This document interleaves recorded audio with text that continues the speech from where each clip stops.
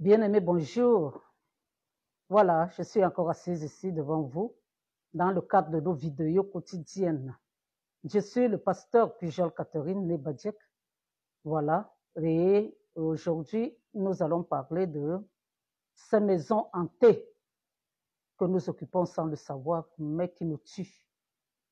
Oui, bien-aimés, ça arrive à beaucoup de tomber sur parfois même de belles maisons, parfois des maisons qui étaient vides pendant longtemps, inoccupées. Et le prix par rapport à l'endroit, par rapport au nombre de chambres, on se dit que on est tombé on a fait une bonne affaire en fait. Mais alors que finalement, ce n'était pas une bonne affaire. Bien aimé, c'est pour cela qu'il faut souvent se renseigner avant de rentrer dans une maison. Pourquoi elle a été longtemps vide? Qui c'est qui l'a construite et où se trouve la personne? Oui, parce que la personne, elle peut être vide parce que la personne n'est plus dans la même ville. Elle est partie ailleurs. Et parfois, certains gardent leur maison en se disant qu'ils vont de temps en temps venir les occuper. Et c'est bien après qu'ils décident de les louer. Donc, ça peut se passer comme ça. Mais, il y a des personnes bien aimées qui quittent leur maison parce qu'ils savent qu'il s'est passé des choses dans ces maisons. Je vais vous donner alors le témoignage d'une de mes filles c'est elle qui m'a raconté son histoire ce matin. Elle et sa famille, quand elle était plus jeune, avaient loué une maison et ils étaient contents. Une maison de 3 chambres, 3 salles de bain et de toute manière, la maison était belle. Les fleurs, un grand salon et une grande véranda. Tout était bien là-dedans. Ils s'étaient dit qu'ils avaient fait une bonne affaire. D'autant plus qu'en Afrique, les familles sont souvent nombreuses. Mais malgré le fait que, intuitivement, ils n'avaient pas voulu occuper la chambre principale, il n'avait occupé que les 2 autres chambres, une que son père et sa mère occupaient et l'autre, et cela partageaient tous. Mais il y avait des présences dans la maison. Bien aimé, il y avait des présences dans la maison. Il y avait des visites nocturnes. On pouvait venir au salon la nuit et voir quelqu'un assis. Il y avait des personnes qu'ils voyaient, des personnes tellement grandes qu'on ne voyait même pas la tête, mais on voyait seulement le tronc et les jambes et les bras. Une de leurs tantes était même venue leur rendre visite. On leur a dit, il lui avait dit de partager aussi la chambre des enfants, mais elle n'avait pas voulu. Elle avait pris un petit cagibi à côté de la chambre principale. Elle a dit qu'elle va mettre son matelas là-bas et dormir tranquille. Mais la nuit, quelqu'un est venu, un fantôme est venu lui dire, pousse, je vais me coucher. Oui, bien aimé. C'est comme ça que la femme, elle, quand elle s'est réveillée le matin, elle n'est pas, vous pouvez comprendre qu'elle ne peut rester longtemps. Mais les autres avaient payé plusieurs mois. Et c'est par son père n'était pas si riche pour dire qu'il peut encore quitter et aller chercher une maison ailleurs. Donc, ils ont quand même occupé cette maison pendant 3 ans. Et c'était un exploit. Et pourquoi ils avaient ce problème-là, bien aimé? Ils avaient ce problème parce que les occupants, les propriétaires de cette maison, je veux dire, il y avait eu 3 morts dans cette maison. 3 personnes qui étaient mortes dans cette maison. Oui, bien aimé. Et même quand ils partaient, cette personne, du moins une des personnes, la maman de la maison, leur avait dit qu'elle a de la peine à quitter cette maison parce qu'ils ont vécu longtemps là-dedans, ils ont plein de souvenirs, mais sans leur dire la vérité, sans leur dire qu'ils ont enterré 3 personnes dans cette maison. Bien-aimés, eux, ils sont finalement partis. Mais qu'est-ce qui s'est passé après? Eux, malgré le fait qu'ils s'apprêtaient à partir, ce que je ne vous ai pas dit, j'ai oublié de vous dire, c'est qu'il leur arrivait des moments où ils se levaient le matin fatigués, comme si on les avait giflés la nuit. Il y avait des moments où ils avaient même de la peine à quitter le lit. Oui, bien-aimés, ils ont supporté beaucoup de mauvaises choses dans cette maison. Et les bruits insolites et des choses comme ça. Oui, bien-aimés. Et maintenant, dès qu'eux, ils sont partis, il y a eu d'autres personnes qui sont venues occuper cette maison. Allez, la personne est morte. Il y a eu des morts dans cette maison. Le propriétaire même, enfin, un colonel qui avait voulu occuper la maison, parce qu'à ce moment-là, il se disait qu'il bon, y a quand même eu des personnes qui sont restées 3 ans dans cette maison. Le colonel lui-même est mort, selon le témoignage bien-aimé qu'on m'a raconté. Et maintenant, en tout et pour tout, selon ce qu'elle sait, il y a eu 8 personnes qui sont mortes. On ne parle pas de ceux qui sont morts avant, qui sont mortes après dans cette même maison. Oui, bien-aimés, vous voyez de belles maisons, vous voyez le prix. Comme on dit souvent, on cherche le moins cher. On se dit qu'on a fait une bonne affaire, mais on oublie que le moins cher est souvent cher. Oui, et c'est comme ça, bien-aimés, que les gens, vous allez vous tomber sur des hôtels, parce que ces maisons-là, c'est des hôtels. Et les hôtels ont besoin de sacrifices, bien-aimés. Et c'est comme ça que on va vous sacrifier. On va vous sacrifier. Il y a même des maisons conçues par des satanistes. Ceux qui connaissent leurs insignes. Oui. Et maintenant, les chambres principales, c'est les chambres qui sont minées. Parce que si vous êtes capable de payer le loyer, alors ça veut dire que vous êtes une bonne proie.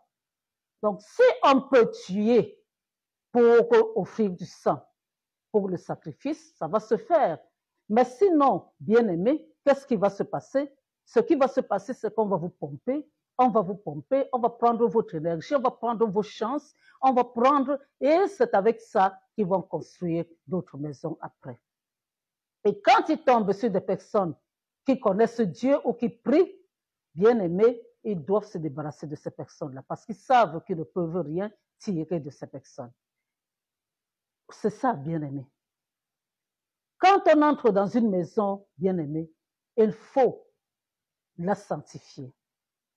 On n'entre pas dans une maison comme ça. Vous ne savez pas comment on l'a construite. Même si les gens sont morts avant, même si les gens ne sont pas morts avant.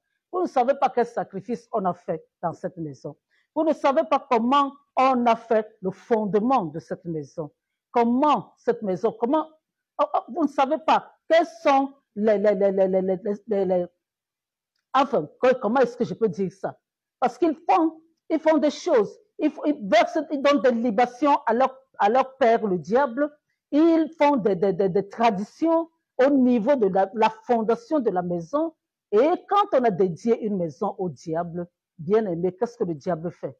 Il est là pour égorger, détruire, dérober. Il est là pour nous tuer. Et donc, vous arrivez, vous ne changez pas la configuration de l'autel parce que l'autel doit aussi avoir un autre autel qui le combat. Donc, si c'est un autel du diable, il n'y a que l'autel de Dieu qui peut combattre cet autel-là. Donc, si vous n'avez pas consacré, si vous n'avez pas dédié la maison à Dieu, bien aimé, vous allez avoir des problèmes. Oui. Parce que quand vous bâtissez aussi un autel à Dieu dans la même maison, c'est entre eux et eux qui combattent là-bas. Vous dormez tranquille. Mais sinon, vous ne pouvez pas avoir la paix. C'est comme ça que vous retrouvez dans certaines maisons bien-aimées que vous louez. Les gens sont malades, les gens meurent parce que vous ne savez pas, parce que vous ne vous êtes pas renseigné, parce que vous n'avez pas demandé aux voisins, ceux qui sont dans le quartier depuis longtemps, ce qui se passe dans cette maison. Oui, bien-aimés. On a occupé des maisons. J'ai connu aussi des personnes qui ont occupé des maisons autour de moi, qui n'ont pas pu utiliser la chambre principale parce que déjà trop sombre, et ces gens-là aiment bien le côté sombre. Évitez les maisons où il n'y a pas trop de lumière. Évitez, il y a des maisons comme ça, vous les prenez, les toilettes, mais même si vous mettez les ampoules, ça va exploser. Je veux dire qu'il y a des maisons comme ça, on n'arrive jamais à mettre la lumière dans les toilettes. Il y a des maisons comme ça où il n'y a pas suffisamment de luminosité à l'intérieur. Faites attention, parce que ces maisons-là, parfois, c'est le lieu de réunion des sorciers. Mais vous voyez seulement, on vous donne un bon prix, vous vous dites que, au lieu d'être dehors, de toute manière, il vaut mieux trouver. Et puis, pour certains, si vous n'êtes même pas bien affermis dans la foi, vous allez vous dire que non, vous êtes enfant de Dieu. Mais même si vous êtes enfant de Dieu, il y a des rites, il y a un rituel à faire. Il faut sanctifier la maison. Si vous ne sanctifiez pas, bien aimé, vous allez avoir des problèmes. Voilà, donc, bien aimé,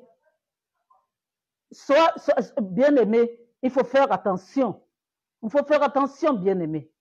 Il y a des maisons, les antivols sont plutôt à l'intérieur. Les antivols sont à l'intérieur. Les antivols généralement sont dehors. Mais vous voyez une maison, même si peut-être que les antivols, peut-être que le truc, l'œil de bœuf est rond et il y a des antivols à l'intérieur. Bien aimé, vous trouvez une maison comme ça, vous vous dites que c'est la mode. Mais vous ne savez pas que c'est votre vie qu'on est en train d'embrigader comme ça. Quand on construit une maison avec des antivols, les antivols sont dehors. Je ne parle pas des insignes, des œils de lynx. Je ne parle pas de ce genre de choses non plus. Bien aimé, sachez que dans chaque maison, la majeure partie des maisons, les chambres principales sont minées, la majeure partie des maisons. Et surtout, les satanistes là, eux, c'est les grandes villas. Les grandes villas qui coûtent même cher. Eux, ils ne vont même pas bazarder leur maison. Hein? Parce qu'eux, ils ont un objectif. Ça reste vide, ce n'est pas grave. Mais dès qu'il y aura quelqu'un qui va rentrer, ça veut dire que la personne a les moyens de payer. Et si elle a les moyens de payer, elle a de l'argent, elle a une étoile qui brille, c'est une personne bien, parce que c'est comme ça qu'eux, ils s'enrichissent. Aussi ceux que les petits sorciers, là, eux, ils sont pauvres. Mais ceux qui sont dans les sectes, eux, ils bouffent les chances des gens pour continuer à s'enrichir. Donc, c'est ça, bien aimé. Vous allez vous retrouver dans une maison où rien ne va plus dans votre vie. Vous aviez même un travail terminé. Ça ne donne plus. Vous étiez même marié, divorce. Vos enfants sont tout le temps malades. Mais n'attendez pas que ça dure. Posez-vous la question, bien aimé, de savoir pourquoi ça ne donne pas. Pourquoi ça donnait avant et pourquoi ça ne donne plus maintenant. Et réfléchissez. Et dites, posez-vous la question. Et si vous comprenez que, mais peut-être enfin, vous allez forcément comprendre que c'est la maison qui est la cause. Et généralement, quand vous quittez ce genre de maison, vos choses recommencent encore. Oui, bien aimé, vous dormez, vous ne dormez pas bien. Vous faites de mauvais rêves. Vous vous levez, vous êtes fatigué. Les gens sont malades. Non, bien aimé, le diable existe. Ne faites pas comme si tout allait bien. Ne faites pas comme si tout allait bien. Si vous êtes chrétien, si votre foi est faible, faites venir d'autres chrétiens qui vont prier dans la maison pour essayer d'assainir. Faites venir des hommes de Dieu qui vont prier dans la maison, bien aimés. Et je dis bien que généralement, ces gens qui ont ces maisons-là, s'ils sont toujours en vie, s'ils se rendent compte que vous êtes en train de vouloir les combattre par la prière ou des trucs comme ça, ils vont vous demander de partir. Oui, ils vont vous demander de partir. Donc, voilà, bien aimés, ces maisons que nous prenons, qui sont des temples qui vont nous tuer. Oui, bien aimé, vous n'avez rien à voir avec les familles de ces gens qui ont construit. Vous ne les connaissiez même pas, mais vous venez porter votre mort, tout simplement parce que vous avez occupé la maison, une mauvaise maison, une maison qui n'était pas bonne. Faites attention, bien aimé. Je vous ai dit, si vous êtes païen, renseignez-vous. Vous allez forcément trouver quelqu'un qui est dans le quartier depuis qui va vous dire pourquoi la maison là était vide et pourquoi elle est moins chère. Oui, et maintenant, si vous êtes chrétien, Si vous persistez et que vous ne voulez pas vous renseigner, sachez que vous devez consacrer la maison à Dieu. Oui, bien-aimé, même si c'était un hôtel, quand vous allez faire bâtir un autre hôtel pour Dieu dans la maison, vous allez pouvoir rester. Et au moins même, à la limite, même si vous ne devez pas rester longtemps, Dieu va vous faire savoir qu'il faut quitter la maison là. Mais on n'arrivera pas à vous tuer. Voilà, bien-aimé, ce que j'avais à vous dire aujourd'hui. Il faut savoir que la vie là est compliquée. La vie est compliquée. Et le diable existe. Même si on vous dit que non, Dieu n'existe pas, non, et moi en France, on disait que non, c'est parce que nous sommes pauvres que nous essayons de nous accrocher à quelque chose. Donc, le fait de dire que Dieu, on prie Dieu là, c'est simplement pour nous accrocher à quelque chose. Mais, bien aimé, que vous croyez, que vous ne croyez pas, Dieu existe.